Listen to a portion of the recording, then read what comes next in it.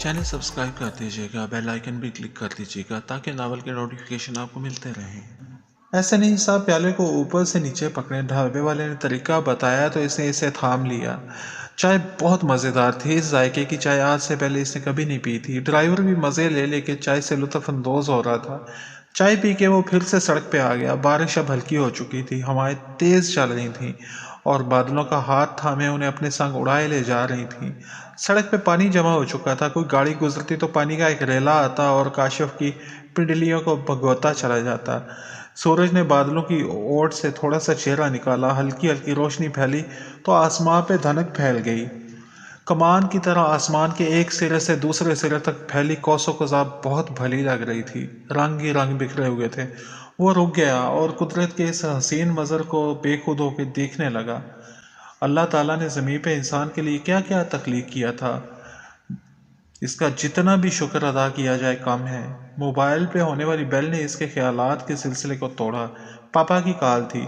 काशिफ अभी तक घर नहीं पहुंचे। बस पापा आ रहा हूँ, इसने कॉल ऑफ की और गाड़ी में बैठ गया। बारिश रुक चुकी थी। 5 मिनट बाद वो घर पे था। खुरम चौधरी इसे देख के परेशान हो गए। काशिफ, तुम तो पूरे भीग गए हो। जी पापा, बस अभी चेंज करके आता हूँ। वो सीढ़ियों की तरफ लपका। कमरे में जाते ही कपड़े चेंज किया और नीचे आ गया। टेबल पे इसकी पसंदीदा फ्लैट वाइट कॉफ़ी तैयार पड़ी थी। पापा, वो मिस्टर चौधरी के गले लग गया। क्या बात है काशिफ? वो परेशान हो गए। पापा, I love you so much, really love you. वो जज्बाती हो रहा था। Love you to Kashif. क्या हुआ है? कुछ नहीं पापा, बस आप बहुत अच्छे हैं।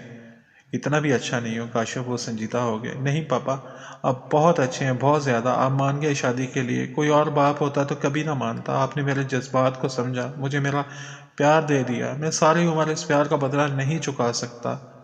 काशिफ, वो तुम्हारा मुकद्दर है, कैसे छीन सकता था मैं उसे? जो किस्मत में हो वो मिल के रहता है, चाहे पूरी दुनिया ही इसके खिलाफ क्यों ना हो जाए। वो पापा को देख रहा था। इनके प्यार को गहराई से महसूस कर रहा था। सारे गिले शिकवे जो इसे इनसे थे मिट चुके थे। बस अब तुम्हारी मंगनी और फिर शादी होगी। शादी ऐसी होगी काशिफ की कि मुद्दतों इसे ज़माना याद रखेगा। ऐसी शादी कभी किसी की नहीं हुई होगी। दिन बहुत बेकैफ हो चुके थे। तानिया की पहले कभी कभी सरमद से बात हो जाया करती थी, लेकिन अब काफ़ी दिन से वो इससे दूर दूर रहती थी। जहाँ वो नज़र आता वो इस जगह से दूर हो जाती। देखता तो इसे नज़रअंदाज कर देती। अब मज़ीद गम सहने का हौसला नहीं था इसमें। जब वही नहीं चाहता तो इसकी चाहत क्या कर सकती थी? क्या क्या जतन नहीं किए उसकी खातिर। हर वक्त उसे याद करती थी, उसके साथ साथ रहने की हर मुमकिन कोशिश करती थी, लेकिन वो अब भी इतना ही दूर था। अखबार की वरक गर्दानी करते अचानक इसकी नज़र एक इश्तहार पे पड़ी। संगदिल महबूब को अपना बनाइए, गारंटी के साथ। काम ना हो तो पैसे वापस। दिल में ख्याल आया, क्या खबर सरमद मिल ही जाए, कोशिश करके देखनी चाहिए। इसने इश्तहार पे दिया गया नंबर डायल किया। जी फरमाइए, भारी सी आवाज़ गूंजी। जी, आपका ऐड अखबार में देखा तो इसलिए रब्ता किया। क्या आप किसी के दिल को बदल सकते हैं? जी बीवी, सब मुमकिन है। आप हमारे पास तशरीफ़ लाएं, आपकी सारी ख्वाहिशें पूरी हो जाएंगी। अपना एड्रेस लिखवा दें। एड्रेस लिख लिया। आज पीरियड एक ही है, आज ही जाके देख लेती हूँ, इसने सोचा। कुछ देर बाद वो इसी बताए हुए एड्रेस पर थी। दुकान के बाहर सिक्योरिटी गार्ड खड़ा था, जिसने इसके लिए दरवाज़ा खोल दिया। वो झिझकते हुए अंदर दाखिल हुई। एक बड़ा सा हॉल था जिसमें कुछ लोग बैठे थे। वो एक कुर्सी पे बैठ गई। छोटी सी दाढ़ी वाला एक शख्स बारी बारी सबके पास जा रहा था। इसके पास भी आया। आपको भी शादी से मिलना है? टाइम लिया आपने क्या? हाँ, कुछ देर पहले फ़ोन किया था। अच्छा, 1,000 रुपया दे दें। इसने पैसे निकाल के इसे दे दिए। थोड़ी देर तक आपको मिलवाता हूँ शाहजी से। वो इंतज़ार का कह के चला गया। वो इर्द गिर्द का जायज़ा लेने लगी। ज़रूरतमंद मुअद्दबाना अंदाज में बैठे हुए थे। ये एरिया निस्बतन बैकवर्ड था। आम हालात में वो शायद यहाँ कभी ना आती, लेकिन दिल से खींच लाया था। बाकी भी लोग अपनी ज़रूरतों के पीछे यहाँ आए थे, उम्मीद के सहारे। शाहजी को अपना मुश्किल कुशा समझ रहे थे। मुश्किल कुशा तो सिर्फ अल्लाह ताला की ज़ात है, वही सब के बिगड़े काम बनाता है। फिर मैं यहाँ क्यों हूँ? इसने खुद से सवाल किया। वो उलझ रही थी।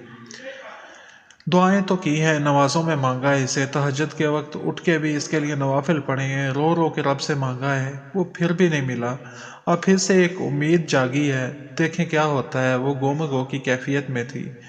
दिल कर रहा था कि उठ के भाग जाए। हाल के एक कोने में दरवाज़ा था, इसमें से ایک آدمی الٹے قدموں باہر نکلا تو 1000 روپے لینے والے شخص نے اسے اندر جانے کا اشارہ کیا، نہ چاہتے ہوئے بھی وہ چل پڑی۔ دروازہ عبور کر کے اندر پہنچی۔ اندر ایک چھوٹا سا کمرہ تھا جسے اچھی طرح سے آراستہ کیا گیا تھا۔ دیواروں پہ گریس وال اور چھت پہ سیلنگ کی گئی تھی۔ اس سیلنگ پہ کافی ساری لائٹس لگی تھی۔ کمرہ جگمگا رہا تھا۔ ایک سائڈ پہ تخت پڑا تھا۔ اس تخت پہ اعلیٰ سا قالین بچھا تھا اور قالین پہ پڑے گدے پہ 40-45 سالہ شخص بیٹھا تھا۔ اس کے چہرے پہ سیاہ داڑھی تھی، گورے رنگت اور پرجلال بڑی بڑی آنکھیں، زبردست پرسنالٹی تھی۔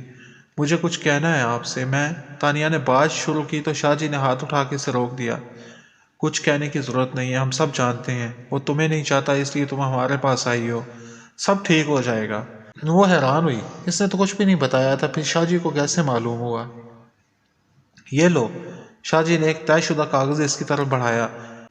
اس کاغذ کو پانی کی بالٹی میں ڈال دینا اور اس پانی سے غسل کرنا، پھر اس کا اثر دیکھنا اور مجھے آگے بتانا۔ اس سے کیا ہوگا؟ اسے مایوسی ہوئی۔ شاہ جی نے اس کی سوچ کو پڑھ لیا۔ اس کو معمولی نہ سمجھو، عمل کر کے دیکھنا، پھر تمہیں پتہ چل جائے گا۔ اس نے شاہ جی سے کاغذ لے لیا اور اٹھ کھڑی ہوئی۔ اسے کچھ عجیب سا محسوس ہو رہا تھا، لیکن معلوم نہ تھا کہ ایسا کیوں ہے۔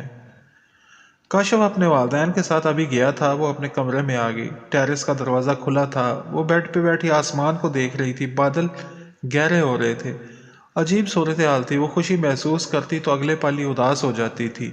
اپنے دکھ میں کسی کو شریک نہیں کر سکتی تھی اور نہ ہی اس دکھ کے ساتھ کسی خوشی کو قبول کر سکتی تھی۔ ایک لڑکی کے لیے اس کی عزت ہی سب کچھ ہوتی ہے۔ وہی نہ رہے تو باقی کچھ بھی نہیں رہتا۔ ہر خوشی بے معنی ہو جاتی ہے، اور وہی اس کے ساتھ بھی ہو رہا تھا۔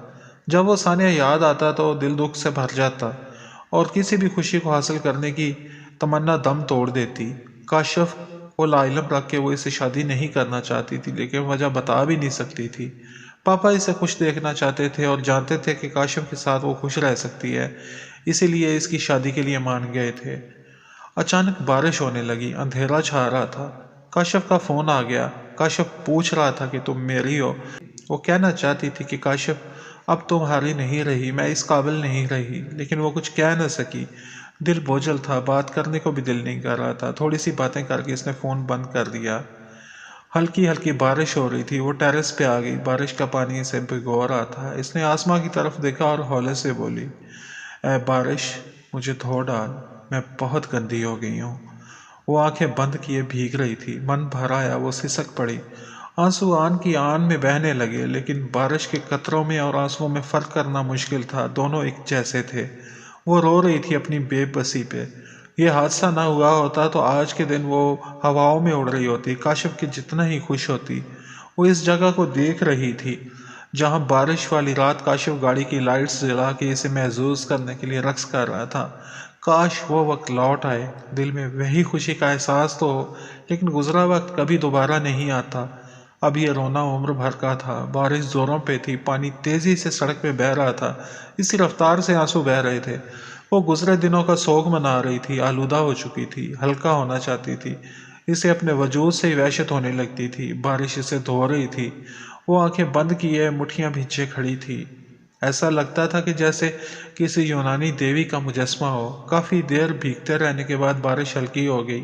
اس نے آنکھیں کھول دیں۔ ٹھنڈی ٹھنڈی ہوا چلنا شروع ہو گئی تھی، لیکن اس کے اندر آگ سرد نہیں ہو رہی تھی۔ وہ کمرے میں آ گئی۔ آئینے کے سامنے بال سلجھاتے اس کی نظر اپنی آنکھوں پہ پڑی۔ سرخ آنکھیں، دل سے بہتا ہوا لہو آنکھوں میں اتر آیا تھا۔ کیا سب کچھ پہلے جیسا نہیں ہو سکتا؟ کیا میں پہلے والی ہنا نہیں بن سکتی؟ میرے لبوں کی ہنسی کیوں کھو گئی ہے؟ کیا میں پہلے جیسی ہنس نہیں سکتی؟ اس نے لپسٹک اٹھائی اور ہونٹوں پہ لگائی۔ آئینے میں دیکھتے ہوئے وہ مسکرائی۔ یہ مسکراہٹ اس کی تو نہیں تھی۔ اس مسکراہٹ میں ہزاروں کرب پوشیدہ تھے۔ آئینے کے سامنے سے ہٹ کے وہ بیڈ پہ دیوار سے ٹیک لگا کے بیٹھ گئی اور خالی خالی نظروں سے آسمان دیکھنے لگی جس پہ دھنک کے رنگ بکھرے ہوئے تھے، لیکن اس کی زندگی کے سارے رنگ اڑ چکے تھے۔ دل ویران تھا۔ ہم سے ایک غلطی ہو گئی ہے۔ ڈائننگ ٹیبل پہ ڈنر کرتے خرم چودھری بولے۔ کیسی غلطی؟ عائشہ چونک گئی۔ کاشف اور ہنا کی منگنی کا فیصلہ کر کے وہ بڑے آرام سے بولے، کیا آپ تو راضی ہو گئے تھے ہنا سے ہی کاشف کی شادی کے لیے؟ عائشہ کو یہ توقع نہیں تھی کہ وہ ایک دم سے اپنا فیصلہ بدل لیں گے۔ اس سے پہلے کبھی بھی نہیں کیا تھا ایسا انہوں نے اپنی کہی ہوئی بات سے مکر جائیں۔ کاشف کیا سوچے گا، اسے کتنا دکھ ہوگا، وہ پریشان ہوگی۔ ارے نہیں، ایسی کوئی بات نہیں، میں سوچ رہا تھا کہ منگنی تو صرف ایک رسم ہی ہے، منگنی کی بجائے اگر شادی ہی رکھ لیتے تو ٹھیک تھا۔ اف، آپ نے تو مجھے پریشان کر کے رکھ دیا تھا، میں تو سمجھی تھی کہ میں کاشف کی شادی ہینا سے نہیں کرنا چاہتا۔ انہوں نے بات مکمل کی۔ میں ایسا ہی سوچتا تھا، لیکن والدین کے لیے اولاد کی خوشیوں سے بڑھ کے کچھ نہیں ہوتا۔ جو خوشیاں وہ خود حاصل نہیں کر پاتے، اپنی اولاد کو وہی خوشیاں دینا چاہتے ہیں، اس کی تمام محرومیوں کو دور کرنا چاہتے ہیں۔ کہتے تو آپ ٹھیک ہی ہیں، پھر فون کر کے مشورہ کر لیجئے گا تاکہ ان کو بھی کوئی اعتراض نہ ہو۔ دیر کس بات کی، یہ کام بھی کر لیتے ہیں۔ انہوں نے فون نکالا اور کال کی۔ السلام علیکم، کیسے ہیں آپ؟ جی اللہ کا شکر ہے، میں بھی ٹھیک ہوں۔ آپ سے کہنا تھا کہ اگر منگنی کی بجائے شادی ہی کر لی جائے تو کیسا رہے گا، اگر آپ کو اعتراض نہ ہو تو۔ اچھا جی، چلیں ٹھیک ہے، پھر شادی رکھ لیتے ہیں۔ شادی کی تاریخ، انہوں نے سوالیہ نظروں سے عائشہ کو دیکھا۔ جس تاریخ کو منگنی تھی وہی رکھ لیتے ہیں، عائشہ نے مشورہ دیا۔ اچھا، تو جس تاریخ کو منگنی ہے اسی پہ رکھ لیتے ہیں، تیاری ہو ہی جائے گی، زیادہ تیاریوں کی ضرورت نہیں ہے۔ ہینا ہماری بیٹی ہے، ہم سارے انتظامات کر لیں گے، ہمیں ہینا کے سوا اور کچھ بھی نہیں چاہیے، اللہ کا دیا سب کچھ ہے۔ میرا مقصد یہ نہیں تھا، اصل میں کچھ خاص انتظامات کروانا چاہتا تھا، اس لیے آپ سے اجازت چاہیے۔ شادی میں چیف منسٹر اور دیگر وزراء بھی شامل نہ ہونے ہوتے تو آپ سے ایسے نہ کہتا۔ بارات اور مہندی کے فنکشن کے انتظامات کو ہم ہی کریں گے، ہینا ہماری بیٹی ہے، روایات سے ہٹ کے بھی کچھ ہونا چاہیے۔ جی سمجھ رہا ہوں آپ کی بات، چلیں آپ پیمنٹ کر دیجیے گا۔ اچھا ٹھیک ہے، آپ کا بہت بہت شکریہ، لیکن پھر بھی میں آپ سے یہی گزارش کروں گا کہ فارمیلٹیز میں نہ پڑیے گا۔ اچھا جی ٹھیک ہے، اللہ حافظ۔ انہوں نے فون بند کر دیا۔ وہ مان گئے ہیں۔ اب کاشف کی شادی کی تیاریاں کر لیجئے۔ بارات اور مہندی کے فنکشن کا کیا کہہ رہے تھے آپ؟ ہاں، میں نے ان سے کہا ہے کہ دونوں فنکشنز کو بھی ہم ارینج کریں گے۔ مہندی کا فنکشن الگ الگ ہوتا ہے، اگر اکٹھا کرنا ہو تو دونوں فریق مل کے کرتے ہیں، اور بارات کے استقبال کے لیے تو لڑکی والوں نے انتظامات کرنے ہوتے ہیں۔ انہوں نے برا تو نہیں مانا؟ برا تو مانا تھا، لیکن میں نے کہا کہ آدھی ادائیگی آپ کر دیجیے گا، تو پھر وہ مان گئے۔ زیادہ بوجھ نہیں ڈال دیا آپ نے ان پہ، وہ اپنی مرضی سے اپنی سہولت کے حساب سے انتظامات کر لیتے۔ اب بھی ان پہ زیادہ بوجھ نہیں پڑے گا، ہوٹل والے میری ہدایات کے مطابق بل بہت کم بھیجیں گے، باقی پیمنٹ میں ہی کروں گا۔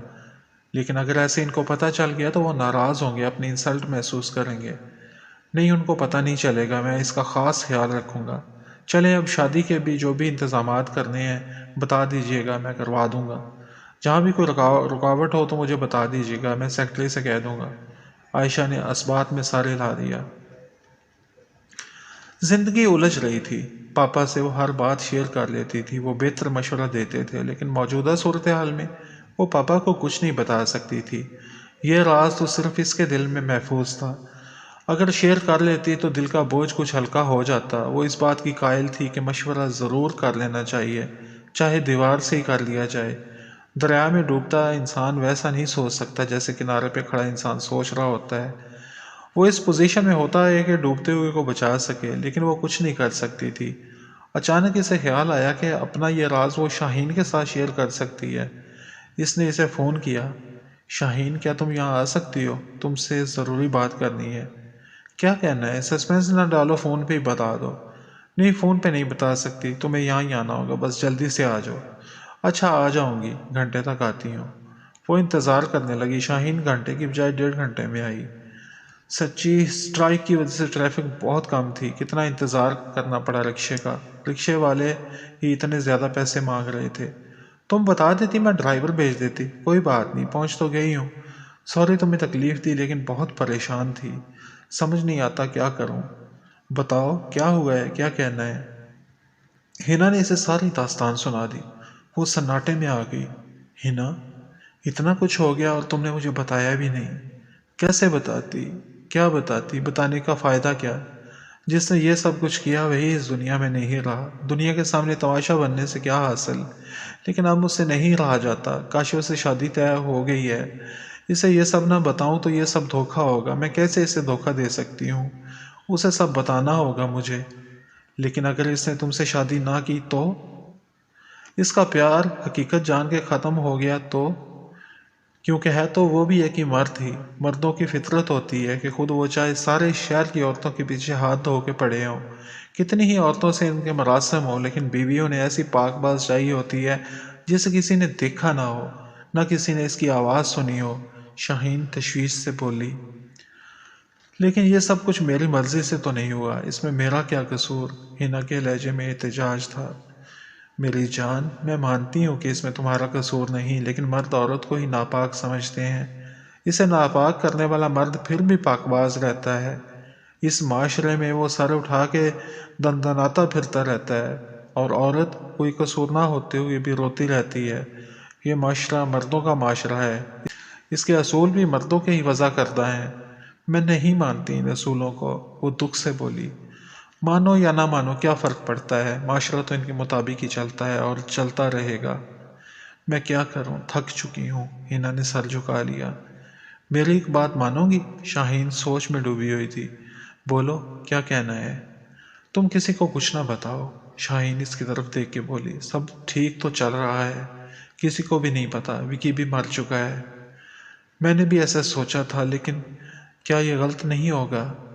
غلط اور درست کو چھوڑو، کبھی کبھی حالات کے مطابق کچھ غلط کرنا بھی پڑ جاتا ہے۔ اگر بتاؤ گی تو جگ ہنسائی کے سوا کچھ حاصل نہیں ہوگا۔ تمہارے پاپا بھی پریشان رہیں گے اور ہر وقت تمہارے دکھ میں گھلتے رہیں گے۔ کاشف یا تو تمہارا ساتھ چھوڑ دے گا، اگر ساتھ نہیں چھوڑے گا تو بھی اس کا پیار پہلے جیسا نہیں رہے گا۔ وہ جب بھی تمہارے پاس آئے گا تو یہ خیال اس کے قدم روک دے گا کہ تم اس سے پہلے بھی کسی مرد کے قریب رہی ہو۔ لیکن سچ ایک نہ ایک دن تو سامنے آنا ہی ہے، پھر میں اس کا سامنا کیسے کر پاؤں گی؟ ہینا سوچ میں گم تھی۔ اول تو تمہارے اور میرے علاوہ کسی اور کو پتہ نہیں، اس لیے یہ سچ کسی کو پتہ نہیں چلے گا، لیکن فرض کرو اگر سامنے آ بھی گیا تب بھی اس کے بارے میں سوچ لیں گے، لیکن فی الحال اس کے نقصانات زیادہ ہیں، اچھی طرح سوچ لو۔ لیکن تمہارے پاس محفوظ ترین یہی راستہ ہے، میں تمہارے لیے بہتر ہی سوچ رہی ہوں۔ ہینا کے لہجے میں خلوص تھا، شاہین کے لہجے میں خلوص تھا۔ ہینا کشمکش میں پڑ گئی کہ اب کیا کرے۔ شاہین کی باتیں دل کو لگتی تھیں، لیکن ضمیر اسے تنگ کیا جا رہا تھا۔ ماما کی حالت اب قدرے بہتر تھی، لیکن ابھی وہ ہاسپٹل میں ہی تھی۔ سرمد کو اطمینان تھا، ڈاکٹرز ماما کا پورا خیال رکھ رہے تھے۔ اماں بیبی آ جایا کرتی تھیں، اسٹڈی بھی ٹھیک چل رہی تھی۔ تانیہ ابھی سے دور رہا کرتی تھی، اس کے یوں دور رہنے سے کبھی کبھی دل میں کسک سی جاگ اٹھتی۔ سرمد کو عجیب لگتا تھا، کہاں تو وہ اس کے کتنے قریب رہنے کی کوشش کرتی تھی اور کہاں اب دور رہتی ہے، اجنبی کے جیسے ہی لگنے لگی تھی۔ شاید اسے بھی عادت ہو چکی تھی تانیہ کی، جب وہ اس کے قریب ہونے کی کوشش کرتی تو اسے غصہ آ جاتا، لیکن اب وہ دور رہتی تو الجھن میں مبتلا ہو رہا تھا۔ احساس ہو رہا تھا کہ اس نے غلط کیا، اتنی سختی سے تو بات نہیں کرنی چاہیے تھی۔ پیار پہ اپنا اختیار کہاں ہوتا ہے، اس کا دل توڑ دیا، اسے کوئی حق نہیں پہنچتا تھا ایسا کرنے کا۔ کوئی اس کے ساتھ ایسا کرتا تو اسے بھی برا لگتا۔ بہرحال غلطی ہو چکی تھی، اور جانے کب دل میں یہ احساس جاگا تھا۔ یونیورسٹی میں داخل ہوتے ہی اسے وہ نظر آ گئی، تھکے قدموں سے چلتی ہوئی وہ کسی سوچ میں گم تھی۔ وہ اس